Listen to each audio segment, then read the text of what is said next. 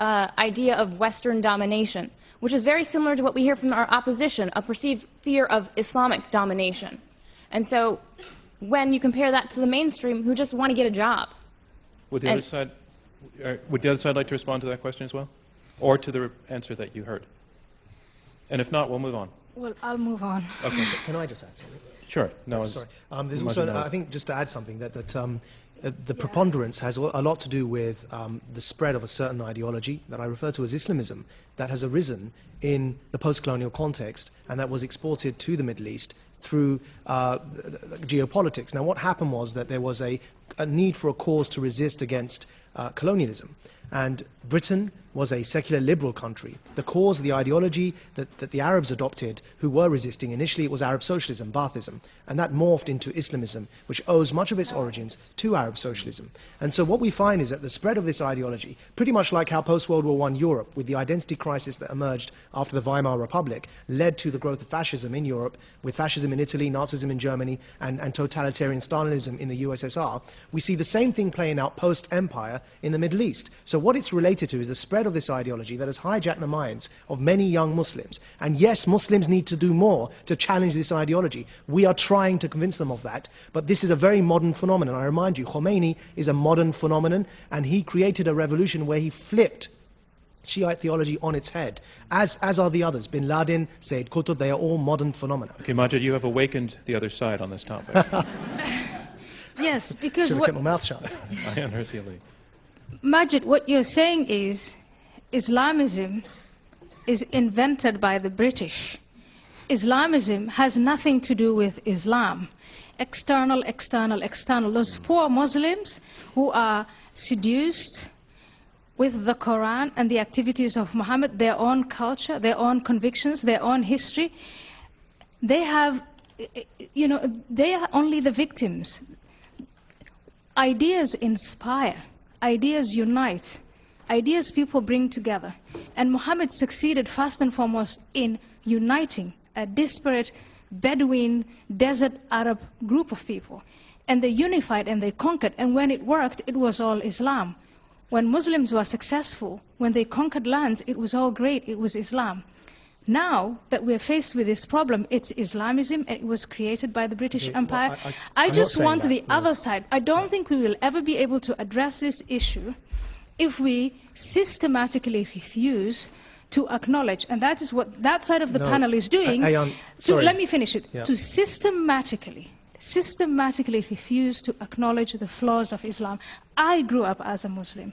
I left Islam. Why did I do it? Because I couldn't hide away from the blemishes. And I believe we can improve that. I can believe we can inspire young Muslims and the youth bulge. There are millions and millions of young Muslim men under the age of 30. That in itself is a source of violence without it being Muslim. We can inspire them if we can only acknowledge that part of the problem is us, not just the British Empire. I'm not saying it's the fault of the British. If I was going to say that, I would have joined a very successful British law firm. What has Islamism got to do with Islam? I'm saying to you, I would have been a lawyer and I would have got on with my life. I'm taking responsibility for that, and I'm trying to get others to take responsibility for the growth of Islamism within Muslim minds and challenge that. So no one's blaming the British and no one's claiming the second question was on the topic of, and you almost got to it in your last answer, Majid, but the second question was, where is the clear-cut, broad condemnation of terrorism from Muslim leaders? Yeah, so there have been many such fatwas or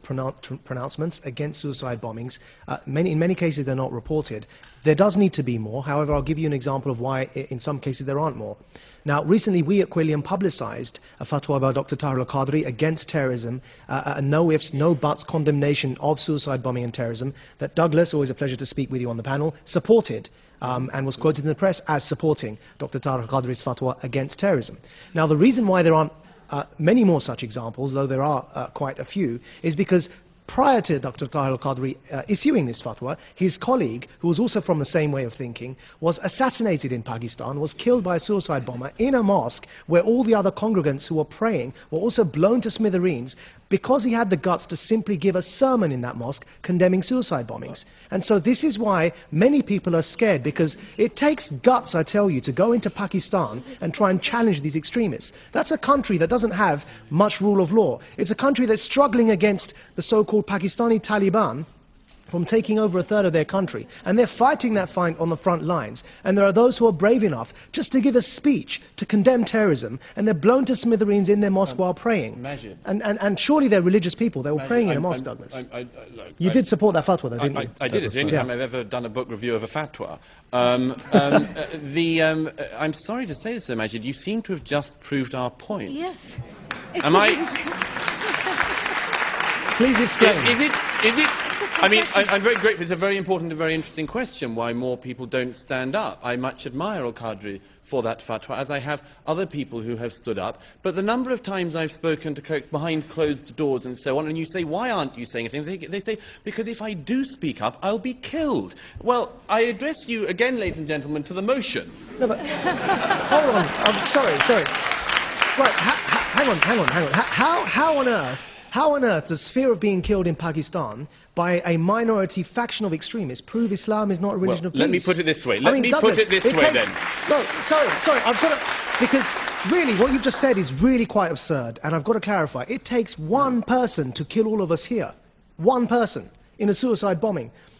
Now, if we were scared of saying what we're saying now because of that one person, it doesn't mean all of us love war and hate peace in any way whatsoever. It means we all fear that one person who could walk through that door with a suicide bomb jacket strapped to his chest. If we were discussing Quakerism here tonight, does anyone think that when a Quaker said, I'm quite fearful about speaking up against certain things in my faith, come on, this only happens with Islam. There is no other major faith in the world today where it is the case that people are fearful of addressing religion because they're afraid they'll be killed. It's only Islam, and we're saying there's a reason. I'm afraid of being killed by apostates, and many of you who came here tonight came under unusual circumstances. I'm not in government. I'm not a powerful person.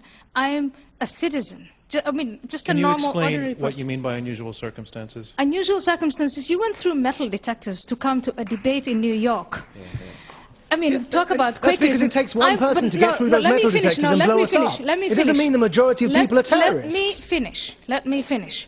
The people that I am protected against, and you as an audience too, the individual who wants to kill me because I'm an apostate of Islam is inspired to do that from the scripture of Islam, the example of the Prophet Muhammad, the clergy that preached to him, and the reward he will get in the hereafter that is promised in the Quran. All of that is Islamic. The sooner you admit that, I'll tell you what he's inspired the sooner you admit that, the sooner I can get rid of my bodyguards. He's inspired. I'll tell you what he's inspired by. Right. Majid, this I want to have the last word on this point because I want to go back to the young lady's question. Sure. So I tell you what, he's inspired by the very same interpretation of Islam that you have. He's not inspired by Islam. He's inspired by your interpretation of it, that is Bin Laden's interpretation of it. That is Sayyid Qutb's interpretation of it. And I've got to say one last thing. I've got to say one last thing. The thing is, you're not the only one on this panel. I have an Al-Qaeda death threat on my head too because I'm saying what I'm saying. And what I'm saying is that, and I've been attacked in Pakistan physically for saying this. What I'm saying is, enough to extremism, enough to terrorism. Let's separate Islam from extremism and disempower the minority of extremists who are trying to hijack a good faith. Douglas, you've had death threats as well. You have also had death threats. Sure. I mean, one of the points about this area is everyone gets death threats. I mean, it's just an unfortunate thing about this debate. I think Zeba and I are going to leave I mean, as I say again, I think it speaks for itself. I hope no one threatens a chair. Can you repeat the question that I liked so much? Yes. If Islam is not a religion of peace, is it possible for it to become one?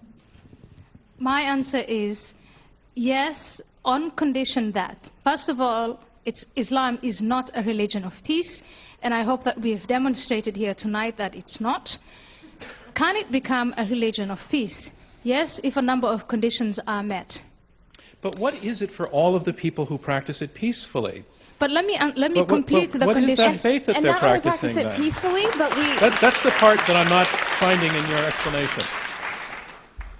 Why are we having, again, over and over again, first of all, in my view, no monotheistic religion, because there's that divider between we and they. And because when that's unifying, I mean, there are so many factors within every monotheistic religion that make it inherently aggressive. It's not only Islam.